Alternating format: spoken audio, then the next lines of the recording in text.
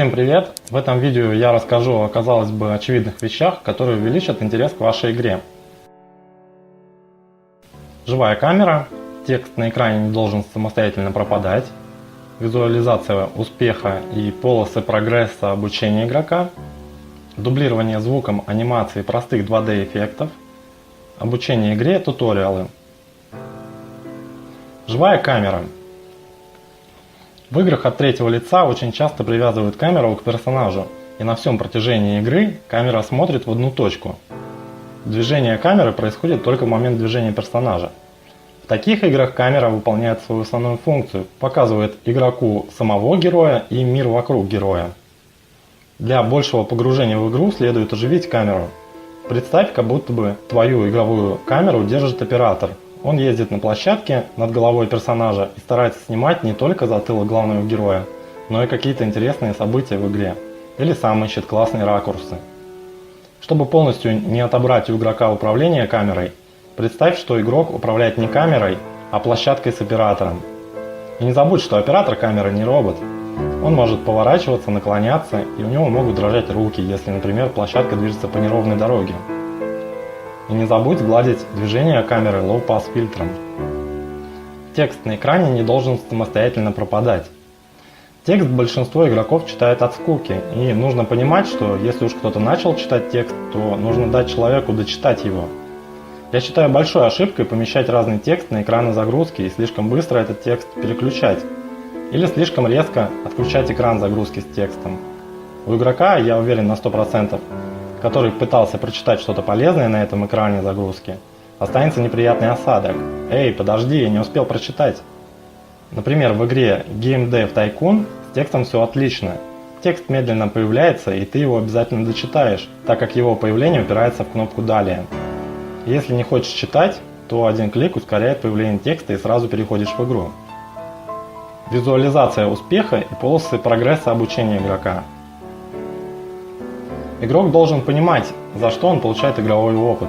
Объясни ему, вот столько-то ты получил опыта за квест, вот столько-то за сайд-квест, и вот столько опыта было снято за слишком долгое прохождение. Голая информация не мотивирует разбираться в тонкостях игры. Например, если на экране появилась лишь надпись «Квест завершен» и вы получили столько-то опыта, то игрок должен спросить, что это за цифра, за что дали именно это количество опыта. Система рейтинга прохождения уровня – это отличная механика. Я советую использовать во всех играх. Если игрок выполнил все условия, то получает высокий рейтинг и много опыта. Если же игрок что-то пропустил или забыл, но уровень все-таки прошел, то рейтинг прохождения должен быть меньше. Игра поощряет игрока за обучение механике и за прохождение определенного этапа. Если в твоей игре есть боевая система и есть комбинация разных ударов, то логично опыт раздавать таким образом. За простые удары одной кнопкой минимальный опыт, показать его на экране. За комбинации ударов комбо увеличенный опыт, тоже показать его на экране, количество урона и общий опыт. За сложной комбинацией большее количество опыта. Таким простым образом игрок будет стараться запоминать сложные комбинации, чтобы быстрее получать опыт. Быстрое обучение механикам игры и большее получение опыта – это мотивация игрока учить комбинации. Анимируй каждое значимое получение опыта. Для этого в играх используют либо всплывающие цифры с плюсиком, либо какая-то мелкая графика. Но не нужно раздавать опыт просто так. Не давай опыт во время сражения с монстром или когда игрок чем-то очень занят, например, толкает тяжелый блок и пытается его поставить на нужное место. Сделай момент Level Up ярким событием в игре. Потребуются торжественные звуки и крупные красивые шрифты. Не превращай получение очередного уровня в рутину.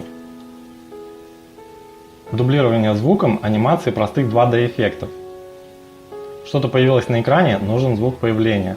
Что-то переместилось по экрану, нужен звук перемещения. Что-то пропало с экрана, нужен звук исчезновения. Плавное появление текста – звук печатной машинки. Каждый блик или вспышка должны быть с маленьким звуком. Сцена фейдится в черный, фоновая музыка должна плавно затихнуть. Обучение игре – туториалы.